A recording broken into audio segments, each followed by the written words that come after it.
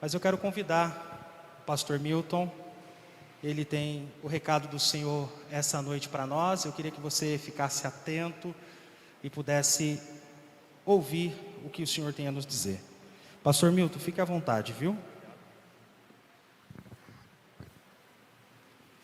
Obrigado, pastor Alex, obrigado, irmãos. E que grande privilégio da minha parte poder estar nesta noite celebrando a Deus. Músicas muito boas, boa qualidade no culto e poder pensar que há 34 anos atrás alguém idealizou este templo, este trabalho, e hoje os irmãos são fruto de tudo isso, e pensar que até a volta de Jesus nós temos muito que fazer é também motivo de alegria. Eu quero convidar os irmãos a abrirem a palavra do Senhor num texto muito conhecido que é de Lucas 15. Os irmãos escolheram para o ano o tema Ano da Prioridade.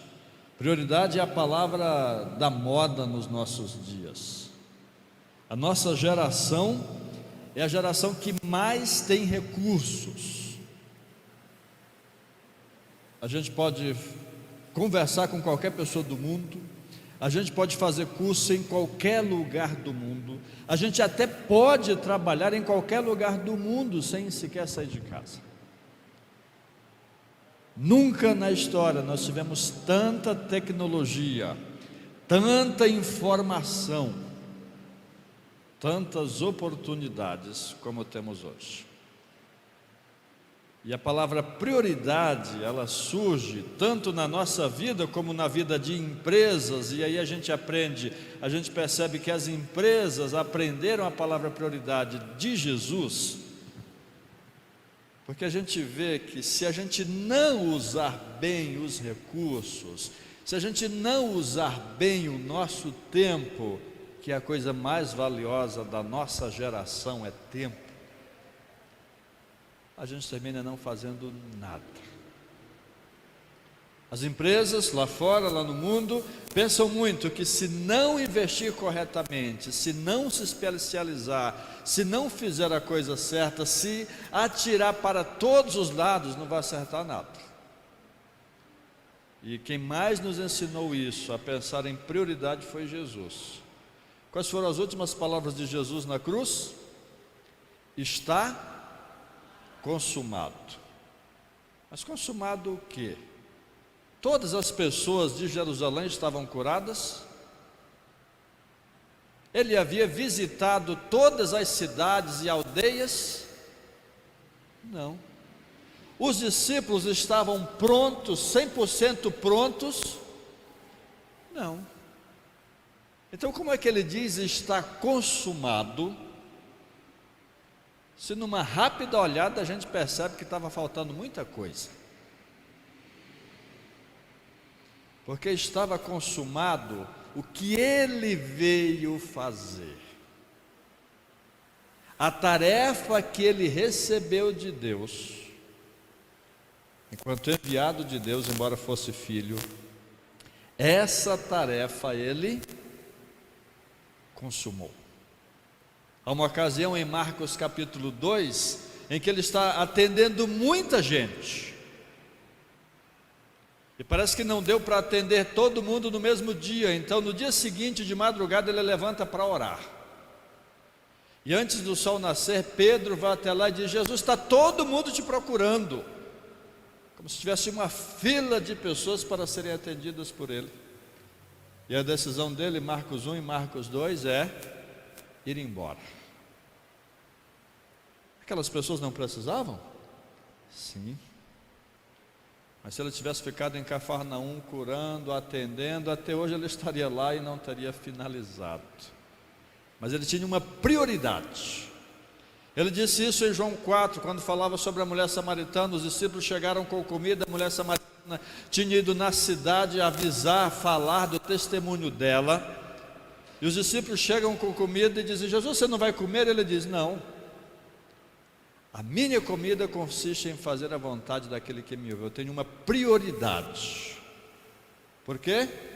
Se ele começasse a comer, a mulher samaritana chegaria, o povo da aldeia, da cidade da mulher samaritana chegaria e pegaria Jesus de boca cheia. E a evangelização daquela cidade seria de alguma forma prejudicada, mas a prioridade dele era evangelizar, alcançar aquela cidade. E a comida, mais tarde. Prioridade é isso, é escolher o que não pode deixar de ser feito. Jesus nos ensinou tanto prioridades que os últimos 6 meses da vida dele na terra são chamados nos evangelhos de período das retiradas, de época das retiradas. Era tão importante ele investir na vida dos discípulos, dos 12. Ele tinha 500, mas ele investiu forte em 12. Era tão prioritário isso, era a coisa mais importante, que ele sai do contexto de Jerusalém, da Judéia, e vai para lugares onde ele não era conhecido. Porque para depois, mais tarde, ele dizer está consumado, ele tinha que cumprir o que ele veio fazer. E as outras oportunidades, se não são a minha prioridade, são uma tentação. Obrigado. Não confunda oportunidade com bênção. Oportunidade, se nós não estamos focados, pode ser no final das contas, tentação. Eu estou completando quase 50 anos, não sei quantos o pastor Alex vai completar amanhã, acredito que não é 50 ainda não. E todo adulto, todo cinquentão, tem uma característica: ele não quer mais perder tempo com bobagem. Na adolescência, tudo que aparece a gente quer aproveitar, mas com a idade a gente diz, quer saber, assim eu não vou chegar, 90 também não, 80 talvez, então nas minhas contas eu tenho o quê? Uns 30 de vida. Dá tempo perder com qualquer coisa, a gente se torna mais seletivo. Então, pensando nisso, que Jesus nos ensinou de fato a colocar prioridade, pastor Alex, eu quero colocar mais uma palavra nessas que o senhor mencionou hoje aqui. O senhor mencionou oração, leitura diária. Eu quero colocar uma que me permita, pastor Alex, estar acima destas, que é discipulado. Lucas capítulo 15. Olha só como começa essa história de Lucas 15. Começa porque se chegavam a Jesus todos os cobradores de impostos. Sabe o que era um cobrador de imposto? Um publicano, como deve estar na Bíblia que você está lendo. Publicano ou cobrador de impostos eram pessoas que trabalhavam para o Império Romano para cobrar impostos dos judeus. Se você assistiu The Chosen, você viu como Mateus era discriminado, porque Mateus cobrava imposto do judeu, ele sendo um judeu, para Roma. Mas o problema principal é que os tipos de seleção para saber quem seria o novo publicano era simples. Se em Campinas e região, então, se calcula que dá para cobrar 10 milhões de reais em impostos, então o jeito que você tinha de ser o publicano era paga os impostos para Roma, antes, paga hoje, e vai cobrar. Então quem entrava nessa situação, entrava para cobrar 10 milhões? Nunca. Entrava com a intenção de cobrar muito mais. Por isso, os publicanos eram vistos como desonestos, uma das piores categorias da sociedade da época. Mas além de publicanos, se aproximavam de Jesus, versículo 1 ainda, pecadores. Pecadores eram todas as pessoas que não tinham um compromisso formal com a religião, e por isso eram consideradas pessoas que eram capazes de cometer quaisquer pecados. Estas pessoas se aproximavam de Jesus para ouvir Jesus. Mas, versículo 2, os fariseus, as pessoas mais certinhas, que oravam 3, 6 vezes ao dia, que não apenas liam a Bíblia, mas decoravam. Tinha Gênesis, Êxodo, Levítico, Números, Deuteronômio, Isaías e os Salmos decorados, pelo menos, decorado na cabeça. Fariseus, os mais corretos. Você imagina o seguinte, que era essa a mentalidade dos fariseus. Tem uma pandemia. E sabe por que essa pandemia? Por causa do pecado. Só vai acabar quando as pessoas pararem de pecar. Então os fariseus assumiam isso e evitavam todo tipo de pecado. Obviamente impossível, porque é fácil evitar o adultério, é fácil evitar a mentira, é fácil evitar a desonestidade, é fácil evitar o vício, é fácil. Evitar orgulho, inveja, ira, aí já não é tão fácil. Lascívia, desejos, aí já não é tão fácil. Mas exteriormente os fariseus eram santos. E não apenas os fariseus, mas os escribas também, os estudiosos da lei, que não apenas liam e sabiam do que era a palavra de Deus, mas eles conheciam a fundo todas as profecias. Então você está vendo aqui, você tem de um lado duas categorias das piores: os publicanos e os pecadores. E do outro lado, duas categorias das melhores: os fariseus, os mais zelosos, os mais santos, e os escribas, os mais sábios, os mais entendidos. E eles questionavam de Jesus o seguinte: este homem, versículo 2, recebe pecadores e come com eles. Terminou o culto, você vai passando por ali, tem uma churrascaria, tem uma turma comemorando algum jogo, e adivinha quem está sentado lá? Jesus. Essa é a imagem, que Jesus se assentava com aquelas pessoas, um escândalo. Jesus não interpretava o Salmo 1 como nós interpretamos, não. Nós interpretamos o Salmo 1 como tendo que nos afastar das pessoas. Paulo escreveu em 1 Coríntios 5, se for para se afastar das pessoas, você tem que sair do mundo. O que você tem que fazer é se aproximar, porque você é sal e luz. E Jesus estava no meio dessas pessoas. Jesus passa por um episódio de Lucas capítulo 7, apavorante.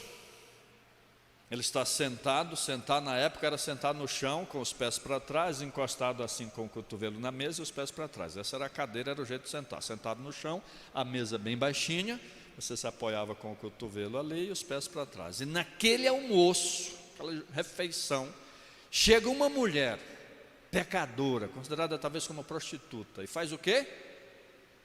Começa a beijar os pés de Jesus. Você imagina a cena, alguém beijando os pés do pastor Alex? Uma mulher, uma piriguete. Você imagina? Jesus permitiu. Sabe por quê? Porque a interpretação do Salmo 1 correta não é que nós temos que nos afastar das pessoas. A interpretação correta do Salmo 1 é que o nosso prazer tem que estar na palavra na lei do Senhor. Porque se o nosso prazer estiver na palavra, na lei do Senhor, eu posso estar no prostíbulo, no bar, em qualquer lugar, e eu vou influenciar, eu vou fazer a diferença. Agora, se a palavra do Senhor não for o meu prazer, eu vou ter inveja do pecador. Eu vou olhar para o que o pecador faz, eu vou olhar para os vícios do pecador, para os prazeres do pecador, e vou dizer: ah, se fosse eu. O que faz a diferença não é com quem eu ando, mas onde está o meu prazer. Jesus se relacionava com qualquer pessoa como estas, porque ele era a influência e não o influenciado. E aí, para mostrar que os fariseus estavam errados em pensar como pensavam, em não aceitar Jesus como amigo de publicanos e pecadores, como alguém que senta para comer com o pecador, Jesus conta 3 histórias, bem simples. Primeira, de um pastor que, tendo 100 ovelhas, perde uma. O que ele faz, aquele pastor? Versículo 4, ele vai procurar aquela ovelha. Versículo 5, quando ele encontra, ele põe sobre os ombros, cheio de alegria, e vai para casa, convoca os amigos e vizinhos e lhe diz: se alegrem comigo, pois eu achei a minha ovelha perdida. Uma ovelha de 100 é 1%. Sim, se você tem um investimento hoje, que lhe dá 1% ao mês, 12% ao ano, você está feito. E não é só hoje. Sempre se procura um investimento que dê uma rentabilidade como essa. Ir atrás de um prejuízo é normal. Não são 100 ovelhas, não é uma ovelha que vai fazer a diferença, são 100 ovelhas, desculpe, uma vai fazer a diferença, vai, é um prejuízo. Sabe-se lá quanto uma ovelha, 300, 500 reais, mas ele ia atrás, é prejuízo, ele não pode perder. Normal aceitar isso. Só que ele diz o seguinte: pois é desta maneira, desses amigos se alegrando porque o pastor de ovelhas encontrou a ovelha perdida, é deste jeito, versículo 7, que alegria no céu por um pecador que se arrepende. Então ele conta a segunda história, com o mesmo propósito, mostrar que em quase tudo na vida, nós valorizamos o perdido, porque não queremos perder, porque o perdido é um prejuízo e nós queremos recuperar. É o negócio do pastor e a ovelha. Perder uma é fracasso. No segundo caso, ele mexe com as meninas. Ele diz: qual é a mulher que tendo 10 dracmas, se perder uma, não acende a candeia, varre a casa e busca com diligência até achá-la? Sabe o que é uma dracma? Uma moeda que equivale a um dia de trabalho.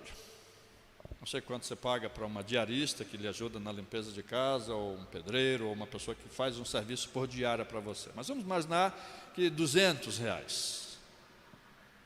Ela perdeu uma nota de 200. Você já imaginou, irmã, você ter 10 notinhas, 10 lobo-guará e perder uma, o que você vai fazer? Você vai revirar a casa. Você vai colocar no grupo da vizinhança que perdeu, que orem para que você ache. E quando acha, você avisa, você chama as amigas, versículo 9, quando encontra, convoca as amigas e vizinhas, dizendo: alegrai-vos comigo, achei a dracma perdida. Eu vos digo que diante dos anjos de Deus há esta alegria por um pecador que se arrepende. Percebe nas duas histórias? É natural a gente aceitar que um pastor deixe 99 ovelhas no aprisco e vá atrás daquela que se perdeu. É natural a gente achar que uma mulher que perdeu 200 reais dentro de casa, ela desmanche guarda-roupa, ela troque móvel de lugar até achar aqueles 200. É natural que nesses dois casos se busque o que está perdido. Então, Jesus é muito estratégico em dizer: perdido tem valor, não tem? Vamos aumentar um pouco o nível. E agora, em vez de uma ovelha,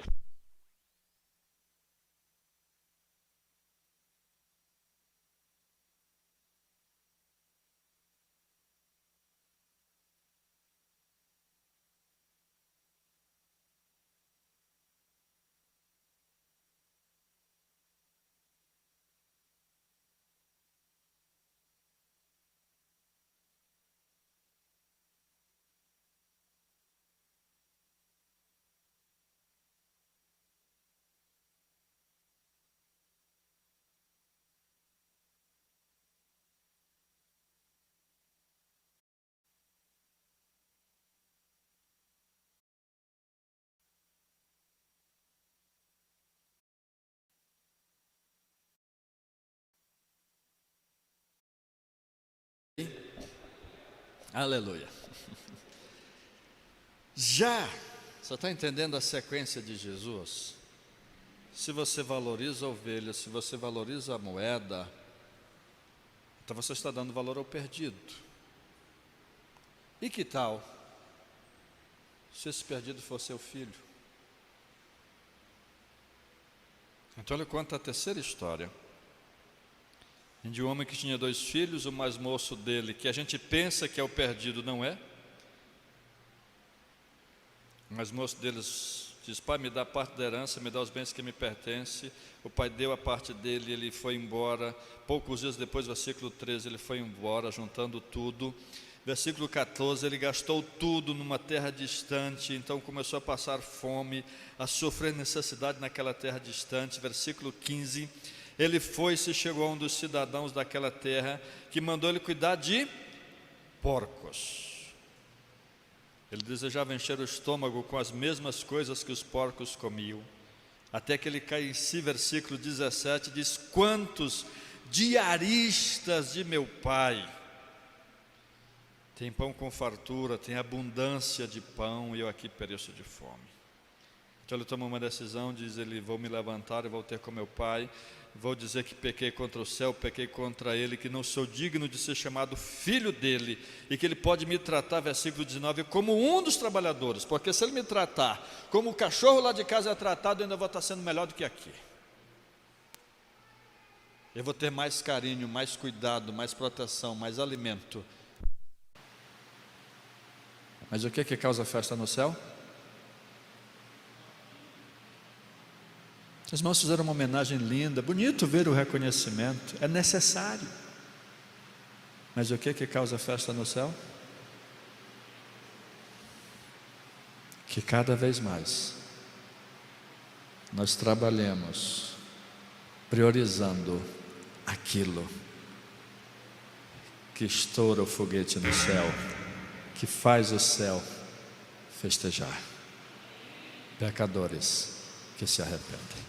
Você pensou no nome que vai ser o seu filho que você vai buscar, que vai ser o filho pródigo que você vai buscar? Você pensou no nome? Vamos orar por ele agora? Vou dar mais um segundinho enquanto você pensa. Saia daqui hoje com um nome que você vai buscar, que você vai fazer acontecer festa no céu, porque você vai buscar esta pessoa. Ó Deus, nós te agradecemos pelo culto, te agradecemos porque nesses últimos minutos, esses problemas e som, mas o Senhor tem nos abençoado e conseguimos fazer tudo que precisava ser feito nesta noite. Pai, nós te agradecemos pelos 35 anos desta igreja. E agora, cada um de nós dedica ao Senhor este nome. Eu dedico o Elson, pessoas que nós queremos que se aproximem de Ti, que Te conheçam mais e mais, que assim, ó Deus, sejam pessoas que nós vamos caminhar juntos na eternidade, contigo também. Nós dedicamos a essas pessoas e pedimos a graça, ó Deus, de conseguirmos priorizar o discipulado, que vai exigir de nós oração, conhecimento bíblico e integração, que vai medir se estamos de fato priorizando as coisas que o Senhor prioriza. Ó Deus, nós te clamamos por misericórdia nas nossas vidas, em o nome de Jesus. Amém, amém. Pastor Alex, eu agradeço a oportunidade, espero que a gente se encontre mais vezes e que os irmãos terminem um ano com muito mais membros do que começaram. Deus abençoe. Obrigado, pastor Milton.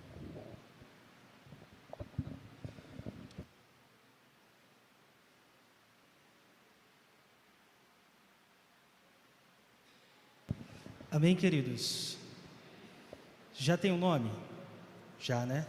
Glória a Deus.